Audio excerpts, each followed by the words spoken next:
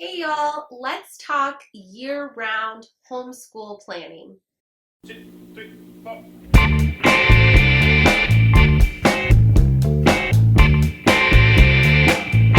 First of all, welcome back to the channel. If you're new here, I'm Kaela, a second generation homeschool mom to two girls aged 7 and 4 in Texas.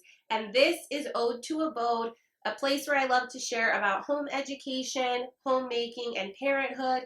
If you love those things too, please consider clicking that subscribe button. Click that notification bell so you'll be one of the first to know when I make a new video. I'm really excited about today's video. I am collabing with one of my favorite homeschool YouTube mamas, Valerie over at Our Homeschool Castle. Valerie is a homeschool mama. She's also a special needs mama. She's also incredibly talented as a clothing designer and seamstress.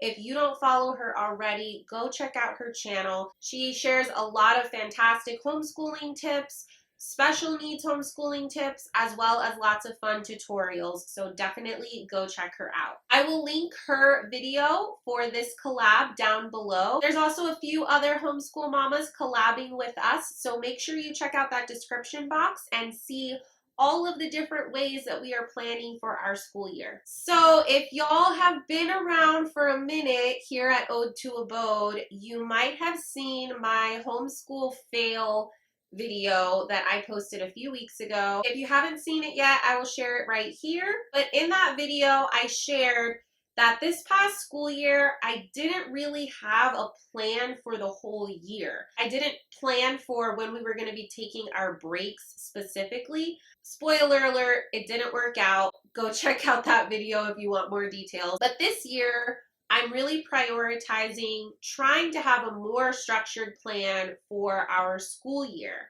and what that's going to look like, when we're going to take breaks, and all of that. So there are a lot of ways that you can plan for year-round homeschooling. I've looked at a bunch of YouTube mamas videos explaining all the different options that are out there, and I'm sure there's even more that I haven't seen or heard of yet. But one that really appealed to me and one that we are trying is something called Sabbath schooling. Despite the name, there's nothing religious about this in this context. Basically, what it is it's a schedule where you will school for 6 weeks, and then every 7th week, you will take that week off of school. So my plan is to take that 7th week off all throughout the year, and then I'll try to sprinkle in those extra break weeks throughout the year and just kind of schedule them around vacations or family events or whatever we have going on throughout the year. The benefit of year-round homeschooling in this way is that it allows me to plan out 6 weeks of lessons. So I can easily look at our curriculum and see what we need to cover for the next 6 weeks. It's not such a long stretch of time that it feels overwhelming. It's relatively easy to keep track of 6 weeks of lessons. And it also means that at any given time, we are only a couple of weeks away from taking a break. So it really cuts back on feeling burned out, feeling exhausted, or anticipating a break that's months away. We're getting those regular breaks throughout the year so that we don't feel burned out or overwhelmed. We always know that a break is within sight, right? There's a light at the end of the tunnel. In just a few weeks or a couple of weeks, we will get a break from school. And also, the break that we're taking is not going to be so long that we're going to get bored or we're going to forget what we were learning. We won't experience what's called the summer slide, where kids have, 2-3 months off of school and they basically just forget everything that they learned before that break. I also really like this schedule because it fits my family really well. We don't celebrate national or religious holidays. So the traditional school breaks that some homeschoolers take, for example, taking a longer break around Christmas and New Year's or taking a break around Thanksgiving, my family doesn't really need to take time off for those specific dates. so I can really customize when we're going to take time off of school. I would love to hear from you in the comments. If you are a year-round homeschooler, have you found a schedule for the year that really works well for your family? Let me know. I'd love to hear about it. So I'm actually going to turn the camera around and we are going to do this right now. We're going to make a tentative and flexible plan for my school year using this Sabbath schooling schedule. All right, guys. So I just went ahead and printed a 2021-2022 school year calendar. You can find these pretty easily. I just Googled it and found one that was free to print. It goes August to July, which is exactly what I want. Last year, we chose the first Monday of August to be our first day of school, as it were. And I feel like that's a fine date to pick again, so I'm just going to go with it. We implement new curriculum off and on throughout the year, so there's not really a hard set first day of school.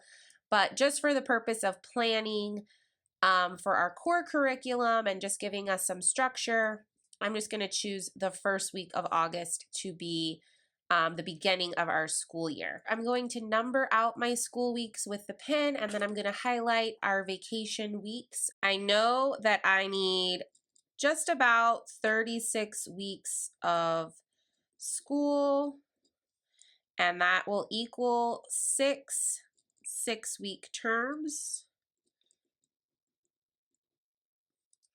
And then that will leave me with 16 weeks off. So knowing those things, I can kind of arrange that however I would like. November is our favorite month to take time off of school.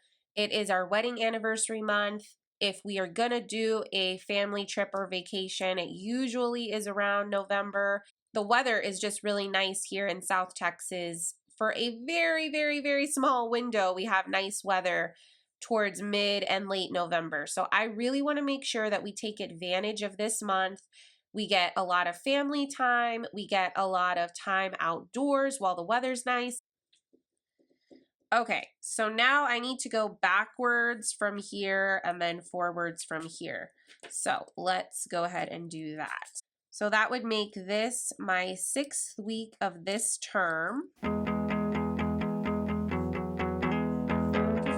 which means that this week becomes a break week. Sounds good to me.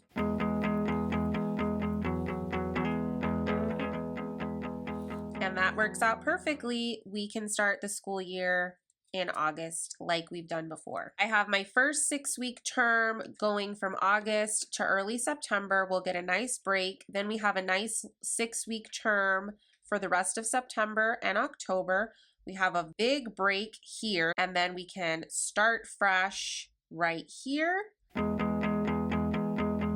I am going to go ahead and give us 2 weeks in January.